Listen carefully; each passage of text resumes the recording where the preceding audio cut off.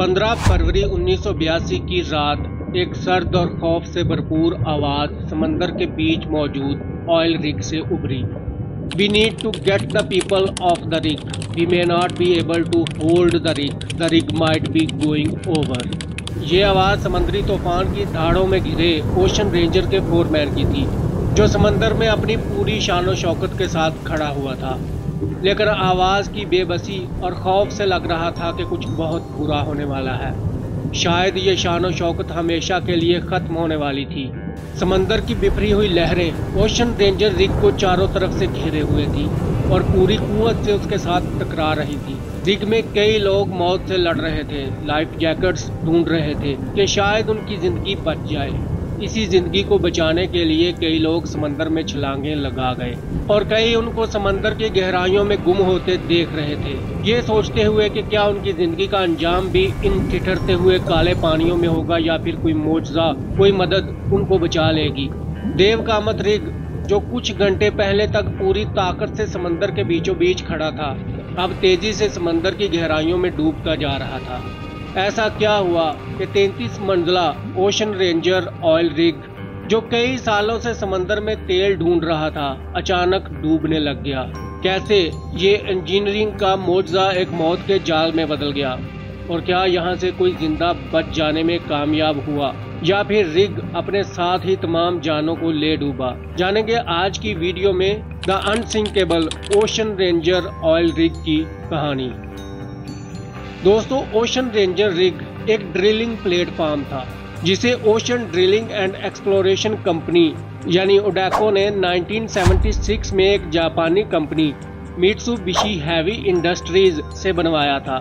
ये एक self propelled और सेमी सबमर्सिबल ड्रिल सिस्टम था जो कि सतह समंदर से 1500 फुट नीचे यानी 460 मीटर तक ड्रिलिंग ऑपरेशन करने वाला दुनिया का सबसे बड़ा ऑयल रिग था। उसका वजन 25,000 टन था और उसकी ऊंचाई तकरीबन एक 33 मंजिला इमारत के बराबर थी। इसकी लंबाई 121 मीटर, चौड़ाई 80 मीटर और ऊंचाई 103 मीटर थी, जबकि समंदर में मौजूद एंकर्स की तादाद 12 थी जिनका वजन 20,000 किलोग्राम था। रिग को समंदर में मजबूती से खड़ा रखने के लिए और पानी की ताकतवर लहरों से लड़ने के लिए समंदर की सतह से 80 फुट नीचे 400 फुट लंबे पोंटून से सहारा दिया गया था। इन पोंटून्स के अंदर बड़े बड़े टैंक थे जिनमें पानी को भरा जा सकता था। उसका डिज़ाइन इस कदर कॉम्प्लेक्स था कि ये हर किस्म के तूफान का मुकाबला कर सकता था, लेकिन शायद टाइटैनिक की तरह बनाने वालों का गुरूर समंदर की तहों में बिखरना था, क्योंकि जब इसको बनाया गया था तो इसको भी अनसिंकेबल का टाइटल दिया गया था, यानी ये डूब नहीं सकता। फरवरी 1982 में ओशन रेंजर रिग कनाडा में मौजूद न्यू फाउंडलैंड के ग्रैंड बैंक से 267 किलोमीटर दूर एक एक्सप्लोरेशन वेल की ड्रिलिंग कर रहा था और उस वक्त इसकी मेंटेनेंस और इस पर काम करने वाले 84 क्रू मेंबर्स उस पर मौजूद थे जो दिन रात उसकी देखभाल के लिए ड्यूटी करते थे। उस वक्त रिग समंदर की तह में नेचुरल गैस और गैस के रेजरवायर्स में 1500 फुट गहरी खुदाई कर रहा था। ये वो जगह थी जो खतरनाक तूफानों की जद में आती रहती थी, खास तौर पर सर्दियों में। यहाँ बड़ी शिद्दत के तूफान उठते थे, लेकिन ओशन रेंजर पर काम करने वाले यकीन रखते थे कि ये रिग उन्हें समंदर की ताकतवर लहरों से बचा लेगा, मगर कुदरत का प्लान कुछ और था। 14 फरवरी 1982 की सुबह ओशन रेंजर रिग के रेडियो सिस्टम पर एक आवाज़ गूंज रही थी जिसमें मौसम की रिपोर्ट दी जा रही थी। ये बताया जा रहा था कि एक शदीद सर्द तूफान 90 नॉट की हवाओं और 37 फुट बुलंद लहरों के साथ ग्रैंड बैंक्स की तरफ आ रहा है। रिग पर मौजूद क्रू मेंबर्स ने इस खबर को सुना, लेकिन किसी ने उस पर ज्यादा तवज्जो नहीं दी, क्योंकि जिस रिग पर वो मौजूद थे उसे ये छोटे मोटे तूफान कुछ नहीं कह सकते थे। अब पुरसुकून और मुतमईन थे और वो ऐसे कई तूफानों से पहले भी गुजर चुके थे। ये जाने बिना के चंद घंटों बाद यही छोटा तूफान उनकी मौत का पैगाम बनने वाला था। क्रू मेंबर्स को मौसम के मुतल्लिक वार्निंग दी गई, लेकिन सब ने इसको मामूल की बात समझा और छोटे मोटे काम करने लगे, बिल्कुल ऐसे ही जैसे बारिश आने पर सहन में पड़ी हुई चीज़ों को उठाकर कमरे में रखा जाता है। क्रू मेंबर्स भी इधर उधर बिखरी चीज़ों को उठाकर उन्हें महफूज जगहों पर रख रहे थे। कुछ लोग पोर्ट होल्स और दरवाजों को चेक कर रहे थे ताकि वो ठीक से बंद हों और पानी या हवा अंदर दाखिल ना हो सके। سب سے اہم کام تھا بلاسٹ ٹینکس کو سنبھالنا، جو کہ سمندر کے پانی کو لہروں کی شدت کے حساب سے مینج کرتے تھے تاکہ رگ کی تیرنے کی صلاحیت سمندر کی لہروں کے حساب سے ہو۔ یہ سسٹم ہی ان کی زندگی کو بچانے کا ذمہ دار تھا۔ 37 فٹ بلند لہروں کا مقابلہ کرنے کے لیے 110 فٹ بلند لہریں جھیلنے کی کیپیسٹی رکھنے والا رگ موجود تھا۔ سارا دن ریڈیو سسٹم پر موسم کے متعلق اپ ڈیٹس آتی رہیں، لیکن کرو ممبرز سیفٹی پریکاشنز کے بعد اپنے روزمرہ کے کاموں میں مصروف ہو گئے۔ کسی کے وہم و گمان میں بھی نہیں تھا کہ یہ طوفان ایسا ہوگا جس کے سامنے اوشن رینجر بھی نہیں ٹک پائے گا۔ وقت گزرتا گیا، 14 فروری کا دن ڈھل گیا اور شام نے ہر طرف ڈیرے ڈال لیے۔ 14 اور 15 فروری کی درمیانی رات سرد ترین رات تھی۔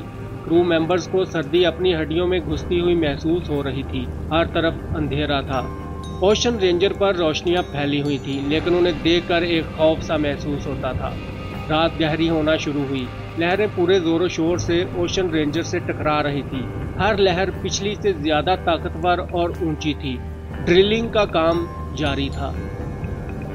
رات کے 7:15 پر اوشن رینجر سے کچھ فاصلے پر کام کرنے والے دوسرے آئل رگ سیڈکو 706 پر ایک ریڈیو پیغام سنائی دیا، جس میں یہ بتایا گیا کہ لہریں شدت اختیار کر چکی ہیں، جن کی بلندی 55 سے 65 فٹ تک ہے۔ ساتھ یہ بھی بتایا گیا کہ کھڑکیاں ٹوٹنے کی وجہ سے پانی رگ کے اندر داخل ہو رہا ہے۔ ان کھڑکیوں میں سے ایک کھڑکی بلاسٹ کنٹرول روم کی تھی۔ ٹھنڈا پانی فوراً اس کمرے میں داخل ہو گیا۔ یہ کمرہ رگ کی سیفٹی کے لیے بہت اہم تھا۔ لہروں نے اپنا وار اسی مقام پر کیا تھا۔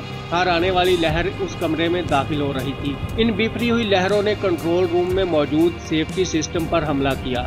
ایک چھوٹی سی کھڑکی سے اندر داخل ہونے والے پانی نے 33 منڈلا آئل رگ کو تباہ کر دیا تھا۔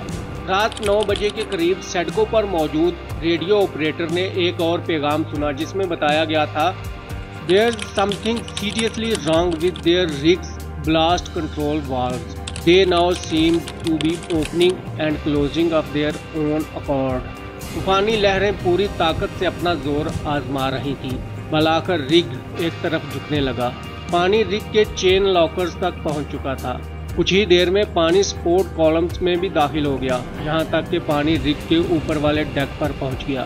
کرو ممبرز کوشش کر رہے تھے کہ کسی طرح کنٹرول روم میں داخل ہوتے ہوئے پانی کو روکا جا سکے، مگر بدقسمتی سے ان میں سے کوئی بھی کنٹرول روم میں موجود ٹیکنالوجی کو نہیں جانتا تھا کہ کیسے وہ اس کو فنکشنل کر سکتے ہیں۔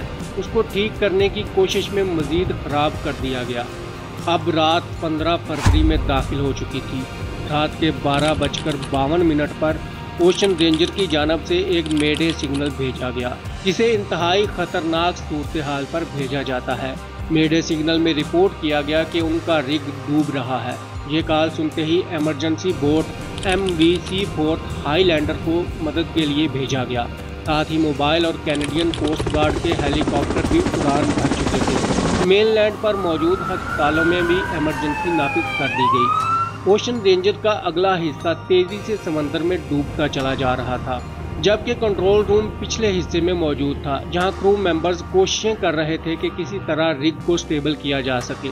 اگلا حصہ پانی میں ڈوبنے کی وجہ سے پچھلا حصہ اوپر کی جانب اٹھ رہا تھا اور ان کا بیلنس بگڑ رہا تھا، لیکن ایک امید تھی کہ انہیں بچا لیا جائے گا۔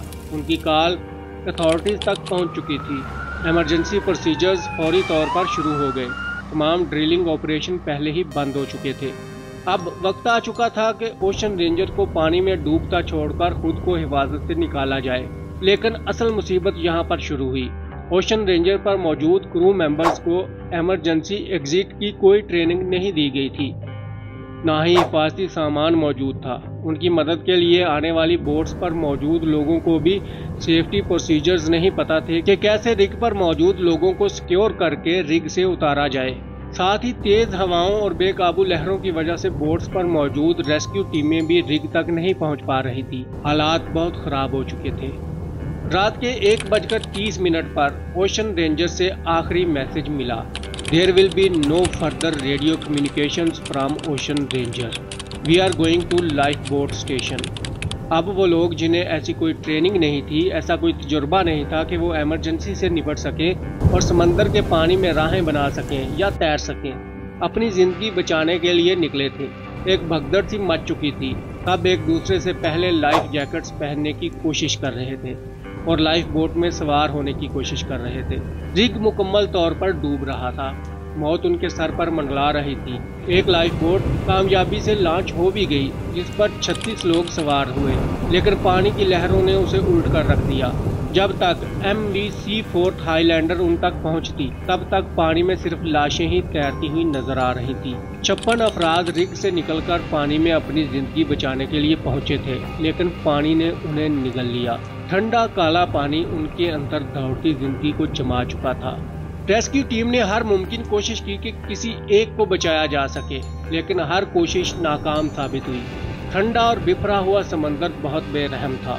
2:30 तक कैनेडियन कोस्ट गार्ड और मोबाइल हेलीकॉप्टर भी समंदर पर पहुंच चुके थे, लेकिन तब तक जिंदगी अपनी आखिरी सांस ले चुकी थी। 90 मील फी घंटा से चलती हुई हवाएं लाशों को निकालने की इजाजत भी नहीं दे रही थी।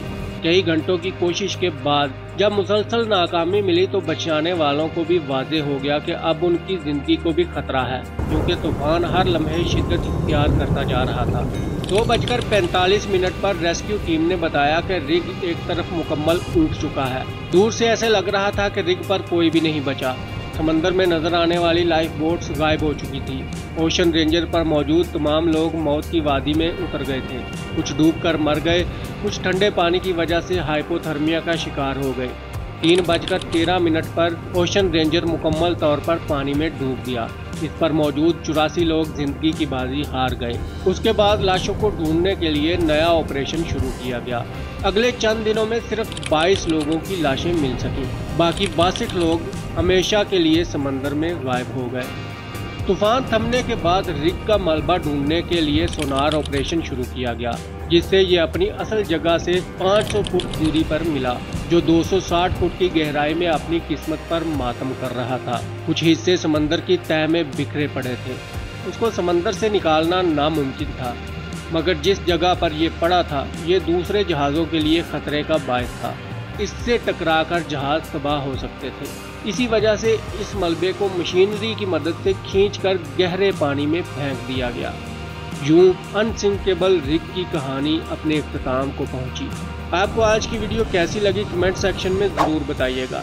मिलते हैं नेक्स्ट वीडियो में। Take care.